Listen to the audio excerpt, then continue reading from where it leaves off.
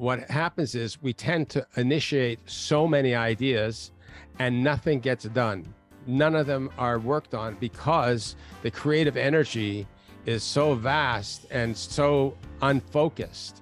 But then when you have the female attribute of Gevura, it's interesting because Gevura means strength. And so women have a certain strength that comes from that Gevura aspect. Now, every man has that both inside of us, but we should be able to tap into that chesed side and say, you know what?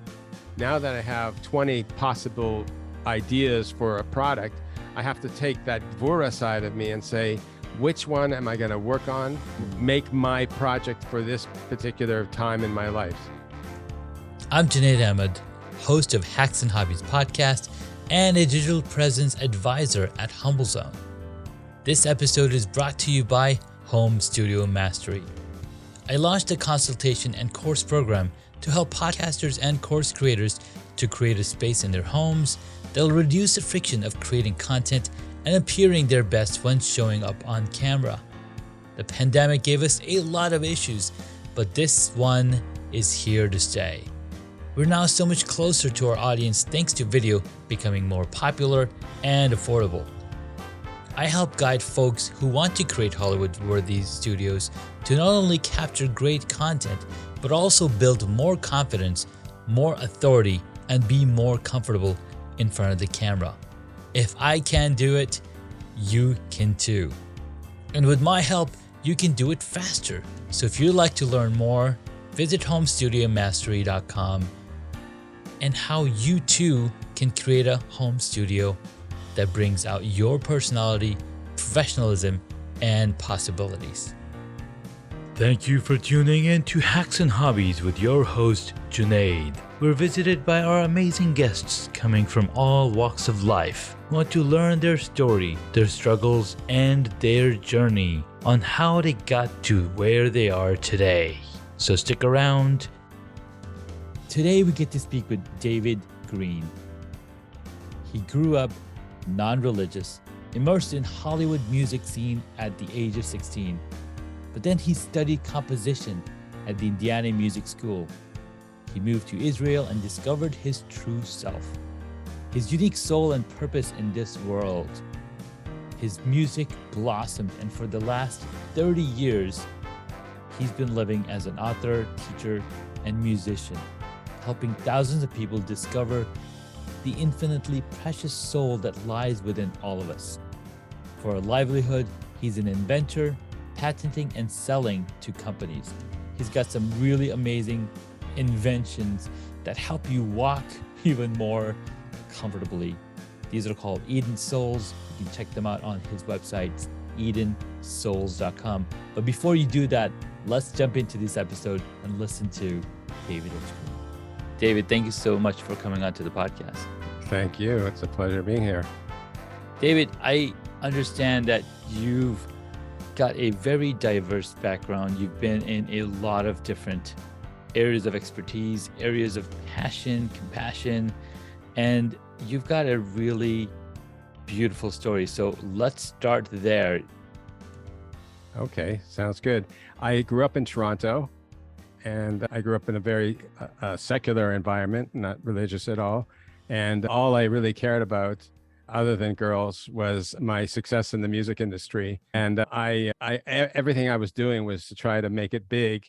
I was 16 years old, and I had this vision that if I was 20 years old and I hadn't made it big, I was like over the hill at 20. It was this kind of overly ambitious teenager, like knocking on doors, not afraid of anything, just like ready to go big time in Hollywood. And what happened was by the time I was 18, I was recording an album in Los Angeles with a really amazing producer, arranger named Gene Page. And Gene was nominated in the past for previous Grammy Awards, and he was nominated again that year, and he couldn't make it. So he asked me to accept his Grammy on his behalf. And I was this 18-year-old then, and I'm like, this is like a dream come true. I'm going to rub shoulders with all these people. They're going to think that I'm really successful, and then I'll play it up and make good connections, and everything then I'll be successful. I came from someone like a snobby jazz musician, where you're not allowed to sacrifice your artistic integrity for the sake of being successful in pop music. So I tried to do that in my music. I tried to be very unique and everything, but there was one musician that was there who was like my idol. He had a band that had a pop hit, but he was extremely careful not to sound poppy. It was like very successful hit. And I saw him there, and I had this vision when I saw him there that made me feel like I have to completely change my life. And that vision was him looking totally depressed. Wow. How could my God be depressed? Like, how could my idol, the person I was running after, becoming like that? And he looked depressed. And I don't know, subconsciously or consciously, or the combination of the two, I said to myself, you know what?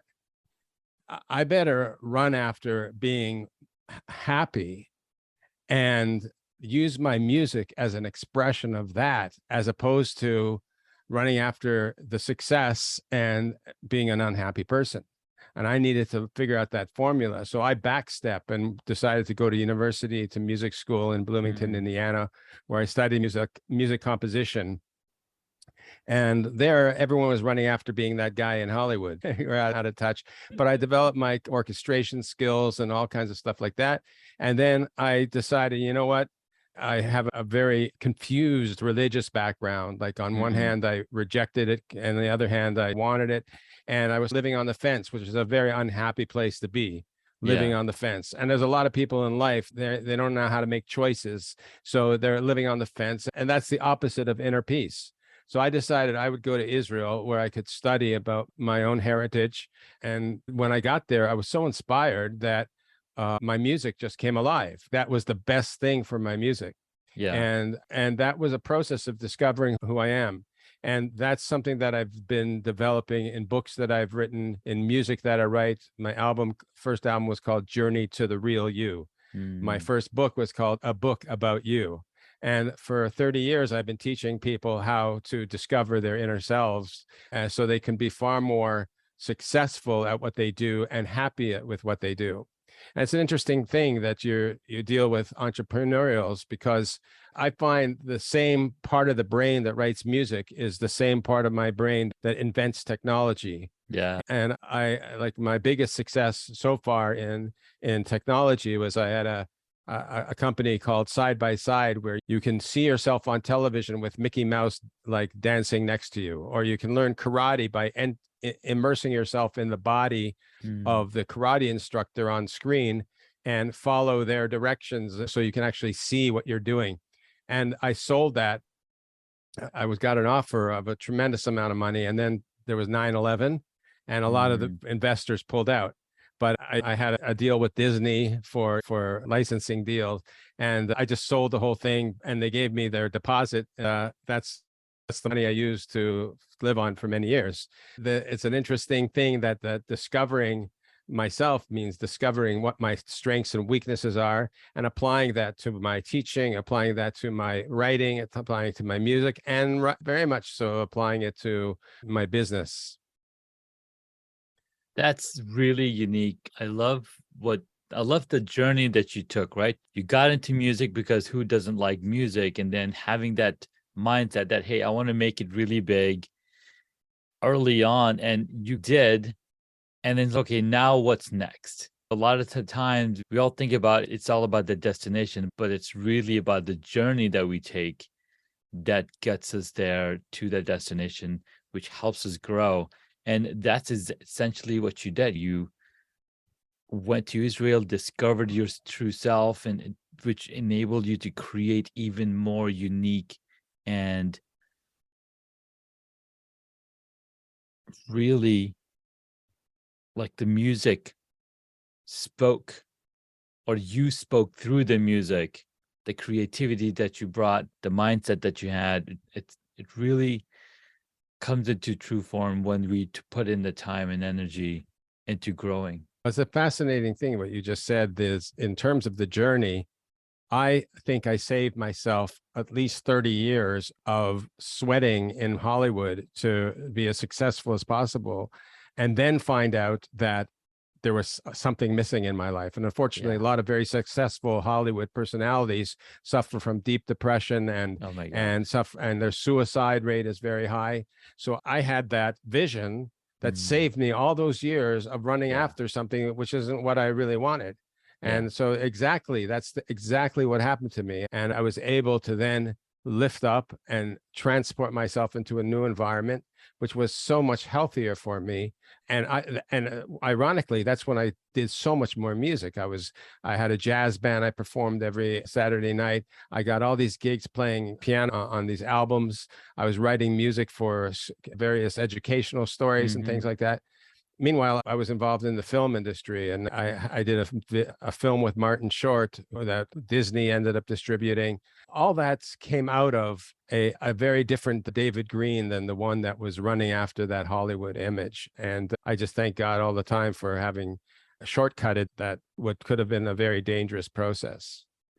Man, I love that so much, because you having that hindsight, people say, oh, we could have done that in hindsight. But fortunate for you, you have that foresight to see what is happening in the industry. And that's not the image that you're looking for to create for yourself. So finding Right. yourself is truly something that a lot more people are thinking about now more than ever, especially Right. with what happened in the past couple of years. We've been locked in our rooms to be by ourselves, to really find out what really makes us happy. Now, what's funny is Gary Vaynerchuk's been talking about self-awareness, be happy, do the things that bring you joy for years and years. But it wasn't till the pandemic hit is when people really had the time to think, because before that, everybody would just go, I want to go do this, I want to do this, I want to do this. So you're jumping around from one ship to another ship, not even taking a minute to think about what it is that brings you fulfillment. Exactly. And it's interesting. One of the lessons I teach people in terms of self-discovery is based on the first two words said to Abraham. And those first two words were lech lecha, which means go to yourself. So that was a process of self-discovery, and the fact that those are the first two words means they're very significant. We always look at the first time something is said in the Bible as a basis to know what its true meaning is. And to say lech lecha, go to yourself, means one is remove yourself from distraction. Abraham was told to leave the home that he came from because it was a home of idol worship and it was a bad influence on him. So he had to clear his mind of all the trash that he was brought up with, all the distractions like we have today of our phones and all the messages of having to be like those people Somebody who else. are successful in their way. And then the next part, after you leave, then there's a process of discovering you, lecha, to yourself. And what I developed was a whole system based on the forefathers on how to discover your specific personality. There's this idea that at the time of the prophets, there were thousands of prophets who could look at you and say, your personality is this type of person, your strengths and weaknesses are this, and your mission in the world is that. And we don't have them anymore to tell us that. But what they saw is still inside of us, which means that I can dig down deep into who I am. And if I keep digging, I will eventually find who I am, what my personality is, what my strengths and weaknesses, and what my mission is in this world. The problem is because people don't, that treasure is inside them, they don't invest the time to dig down deep. And what you were saying before about the pandemic, that is a step closer. I don't think people dug that far down. Not as far, But if you go out in your backyard and start digging for a gold mine and not having any idea where the gold mine is, you're wasting your time. But if I could tell you that there's a gold mine inside of you, and if you keep digging, you're going to find it. So then it's a completely different process of digging because you know that you're going to get it. And the truth is, every shovelful that you dig out from within yourself you will feel the progress. You're getting closer and closer, but that closeness is just like in a relationship. A relationship doesn't start when you're madly in love and intimate with each other, but rather it starts at the beginning and comes closer and closer. Same thing with the relationship with yourself. As you Exactly. come closer, you get to know who that is, and more until you actually then embrace that true picture of who you are and live that life. And you're no longer living on the fence at that point, because you have the goods, and therefore you can really live the life that you are here to live. Man, that is so beautiful. It actually reminds me of a story of Isaac. I think it was Isaac, or anyways, the story is this man lives in this town and he is not rich at all. He's very poor. He barely has any food to eat. He goes to sleep and he has a dream. And in the dream, it says, go to this palace, and underneath the bridge, you'll find a treasure. He wakes up the next morning. He's, oh, that's just a dream. Forget about it. Next day, the same dream comes. He's okay, whatever. The third day, the dream comes again. He's okay. This is the third day, same dream over and over. I have to go figure out what this is. So he packs it. He grabs whatever he needs, and then he leaves to go to this town. Takes him maybe a day or 2 days, a journey to get to this main city, and he sees a castle, and there's the castle. He's okay, I need to go underneath the bridge and see where the treasure is buried. But there's guards at the palace, and he's, oh my God, how am I gonna do? So he waits the whole day. The next day he comes back. He's, you know what, fine, I'm just gonna go and talk to this man. And he goes over and he's looking around, and the person, the head of all the soldiers, comes to him, the general, and he says, hey, what are you doing here? What's going on? He's, it sounds stupid, but I've had a dream about a treasure. And the general starts laughing. He's, you are a funny man. You wasted your life chasing a dream. If I had a similar dream, then I would go to this town but then I'll go to the house of this man and dig underneath his stove, and there's a treasure. So it's okay, thank you so much. Turns out the name of the man that he mentioned was this same person. So he travels back to his home and digs underneath his stove, and he finds the treasure. Right. So all he had to do was look at home and find himself. I have to tell you, I was listening very carefully, because I have that story in one of my books. It's a different story slightly, but there's actually a synagogue. The guy said, when I find this, it was Prague, and when he returned home and he found it, he said, I want to donate this money to a synagogue, it was in his neighborhood, and that synagogue still stands today. And it's it's the same story. I just forgot all the names, and it's a children's storybook. And I was like, this is so fascinating. I like telling the story because it shows you that the treasure is inside of us. We just have to take the journey to go find it. And that was the journey that he had to go and find and get a confirmation from somebody else that, hey, the treasure is inside of you. You need to go and dig in. And also what I try to emphasize is that the way to get there you need techniques. You can't just dig. Like, how do I know how to dig? Exactly. So what I give, on my website, there's a personality quiz based on 3 primary personalities. There's 3 colors that are our primary colors. There's 3 primary personalities that are based on Kabbalistic attributes of God. And so those 3 attributes, called Chesed, Gvura, and Tiferet, every one of us are rooted in one of those more than the other.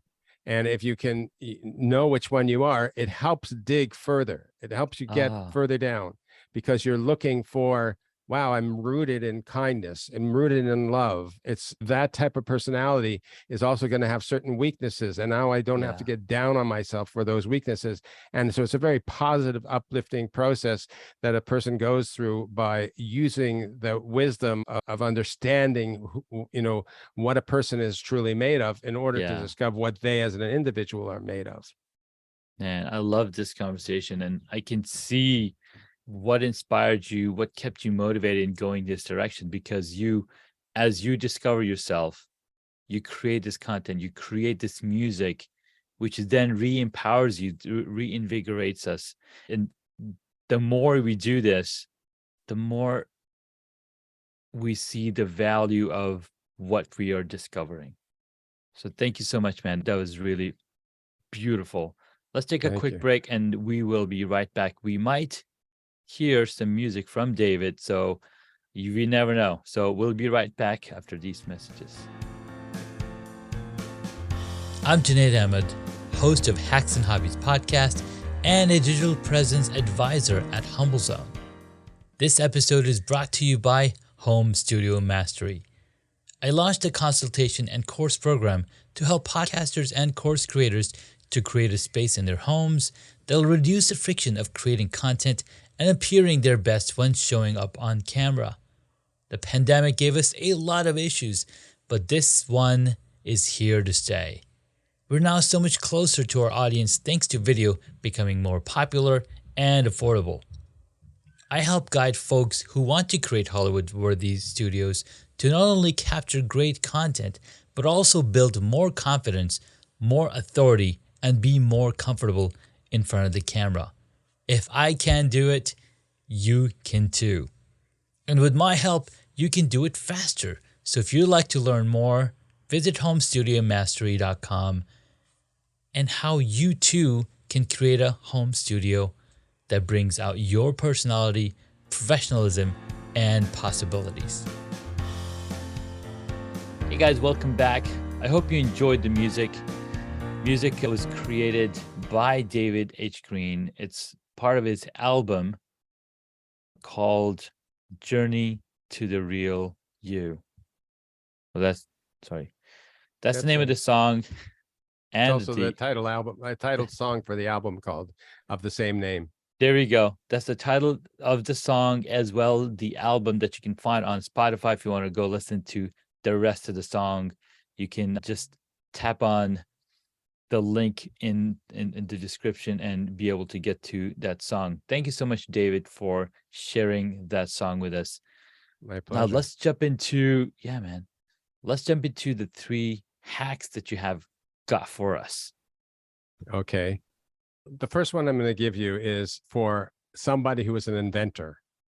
And people often say to me, like, how do I patent my technology? I'm afraid someone's going to rip me off. And how do I know whether someone else has done it already before?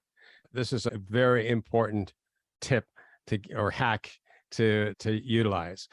There's something called patent pending, which means it's you file the patent at a certain date and you maintain the rights to that technology from that date, as long as it's not infringing on anyone else's technology. So if you come up with an idea and then go on the US patent site and do a search for things that are similar to that, what you do is you look for a big enough window between previous, like what's called prior art, previous inventions, to make sure that you're clear of them. But then you file it online for $160 rather than $16,000. You pay like $160 or something like that. And you put a description in, you make some pictures of it. And even though it's not professionally done by a patent lawyer, you now have a patent pending status.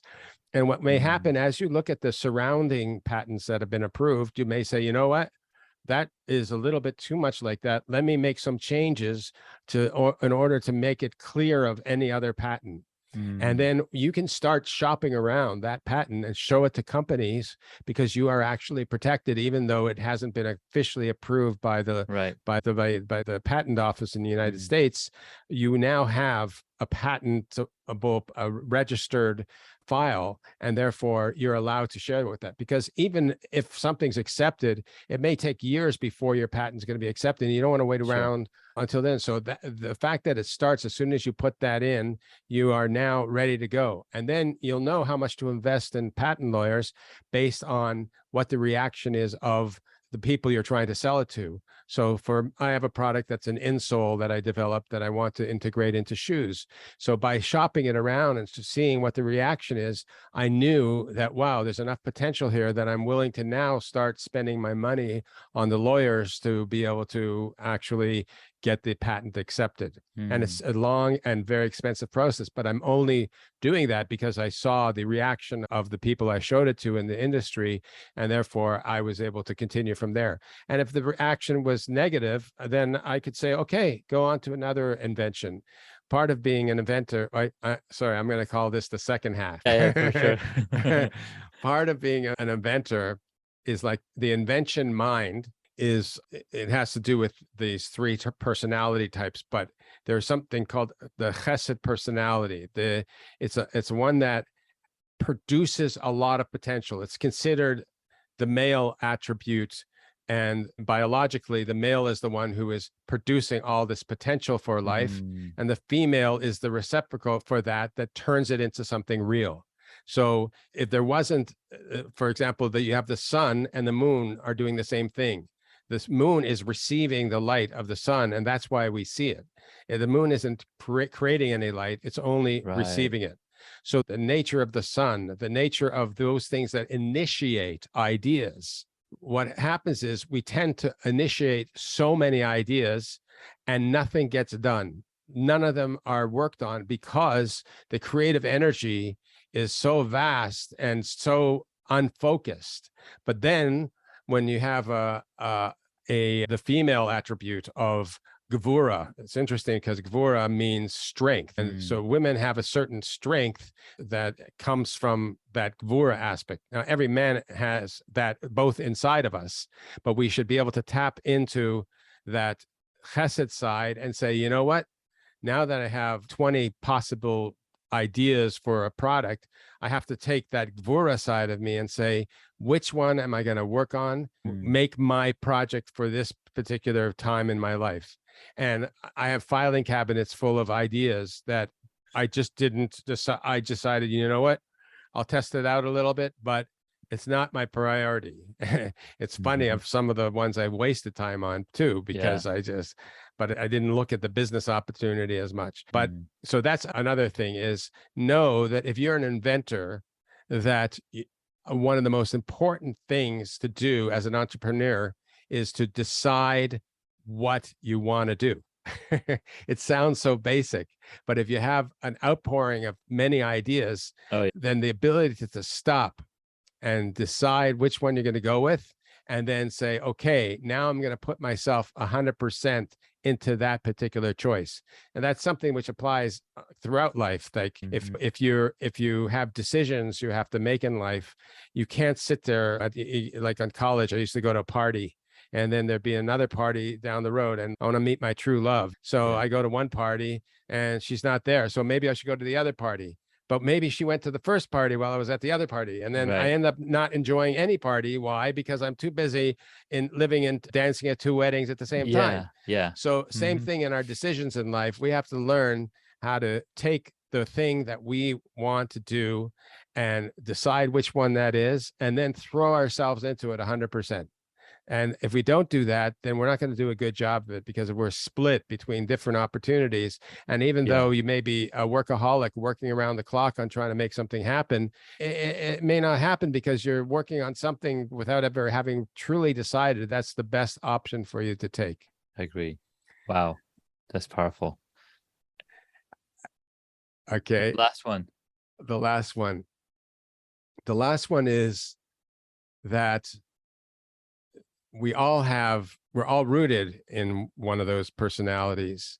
And if you can tap into which one you really are, which I suggest through my website on the personality quiz, then you can design a life around what really makes you excited. People wait for 6 months to be able to go on a holiday, and they go on this cruise or whatever it may be, and that's where they go to enjoy life. I say, you know what? Discover who you are. Find out what makes you thrive. Like for me, I thrive in the recording studio. When I'm in the studio, there's a whole like storage of energy just comes pouring out. I can spend 24 hours straight in the studio. And knowing that makes me say, okay, you know what? I better make a big dose of my life with utilizing that type of creativity. It doesn't have to be strictly the recording studio, but that type of creativity of putting pieces together. And if I tap into that, then I'm enjoying my life every day. I don't have to wait to go on a holiday to enjoy my life. I'm designing my career around what truly makes me happy. And then I'm far more productive and effective at it because it's coming from a place that's really deep inside of me that is like a reservoir of energy. I think what you're mentioning here is something that Gay Hendricks talks about in his book, The Big Leap. It's the genius zone. It activates Einstein time where everything's slowed down. You're no longer looking at time from a perspective of it being slow, but rather fully enjoying yourself when you're in that mode. So thank you so much for sharing. I love it. My pleasure. All right, now we're gonna go down to the question that I like to ask my guests. Number one, what is the one hobby that you wish you got into? The one hobby that I wish I got into?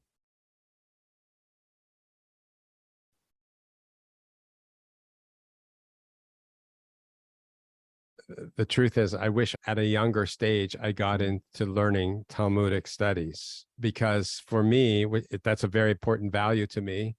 But I started late in my life, and it's much harder to learn a language later in your life. So for me, the what Talmudic studies does is it makes you analyze things and understand deep legal concepts of what's considered stealing. If I borrow your pen without asking you and I start writing, maybe the ink in the pen is considered yours, so I shouldn't have taken it without asking. What is considered, at what point I'm allowed to shoot somebody who's chasing after me with a gun, which has to do with this tremendous amount of ramifications of that. I wish I would have placed myself within an environment that had given me those skills at a much younger age, because it would have, for one, I think it's a big responsibility for me as a Jewish person to do that, but it's also would have developed my mind on a much higher level. Wow, I love it. That's very deep, man. Next question. What did you want to be when you were a child? When I was a child, it depends on what age you're talking about. Before I immersed myself in music, I thought I'd be an architect. And then I worked for an architect for 2 weeks, and I couldn't imagine ever becoming an architect. Because the only one who has a chance to be creative as the architect was the head guy. The guy who owns it, and everyone else is just drawing plans, even though now it's all done on computers. But back then there were drawing boards, and I was told to move this wall like 3 feet this way or 3 feet that way. And I said, I'm a technician here. There's no creative energy here for it. But my family, it comes from, it's like now 3 generations of land developers, builders in Canada. And so I thought, well, I'm creative. I want to be the creative guy, but I'll be the creative guy in the business of land development. And I said, no way, after working for there. So my vision as a child was shattered. And then music became the passion that I wanted and the passion that I pursued as well. I love it. Yeah, because music, you're immediately being creative and creating new pieces of art, as opposed to when you're working on a plan, on a big development. No, only the head architect gets to create those fancy stuff, and then we're just workers in the hay. And the head architect doesn't even see his product created until months later, or here in Israel years later, because it takes forever to build here. The return on, what's that word? The return on creation time. I'm sure there's a word for it. From inception to actually producing it. It's a long number. Our next question. What is your favorite movie or TV show? My favorite TV show growing up was Get Smart. That is a fun show for sure. That was like there was one episode where they got away. Mel Brooks, he got away with such racist humor. It's unbelievable. Yeah. Back then, he got away with it. And at the risk of sounding racist, there was one scene where one of the criminals was called the Claw, which is CWA CLAW, the Yeah. claw, and he had on his hand. It was a fake hand. It was amputated, so he had a claw, a metal claw, and the Chinese couldn't pronounce L, so he said, "It's the craw, not the craw, Yeah. but the craw." And so Yeah. Get Smart, Don Adams says, "No, that's what I said, the craw." And they, like, in the middle of arresting this guy, they're having this argument that goes back and forth for 3 minutes of, no, not the craw, but the craw. Yeah. And he said, okay, fine, you're under arrest. So I think it was hilarious. The other one was Monty Python. I was a big fan of Monty Python growing up. Those are quite classics and really original comedy for sure. I love it. People still mimic those in newer movies developed recently. All right, next question is all still in the movie realm. What movie would you choose if you, David, got to play a character in it? Whoa. If I got to play a character in it, you have to know that I haven't watched much movies in like 30 years. So Sure. I have to go quite a way back. I'd love to play Forrest Gump. Forrest Gump. Oh my God. Yeah, that is such a classic. Nobody can say they haven't seen Forrest Gump because it was such an iconic movie. Really well done. Awesome. I love it. Next question. Who is your favorite superhero or a superhero power that you like? My as a superhero power is God Almighty, our Father in heaven, who created this world. There couldn't be anything greater than the one who created us. If there's a human that's a genius, then there's a God who's more of a genius, who created us.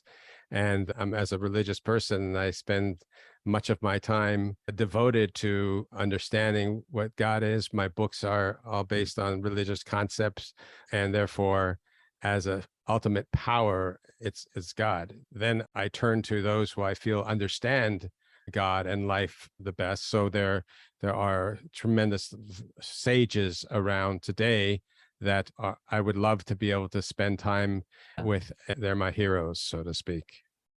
Man, thank you so much for sharing it. It's very important to know who our heroes are because it helps us guide where we want to be.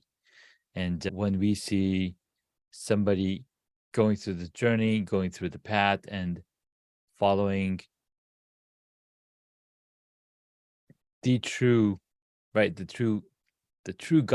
because what is the reason that we are on this earth? It is to worship God. And that's basically it. And we do that in many different ways. So thank you so much for that. Love it. My pleasure. Last question. If you were a board game, what would it be? It's got to be chess. Nice.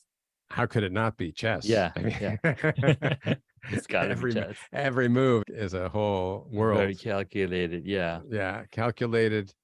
Although I hate playing it, but that's where I would be. I'd be in. I don't know what man I would be on the board. Yeah. I don't know if I want to be the king. The king or yeah.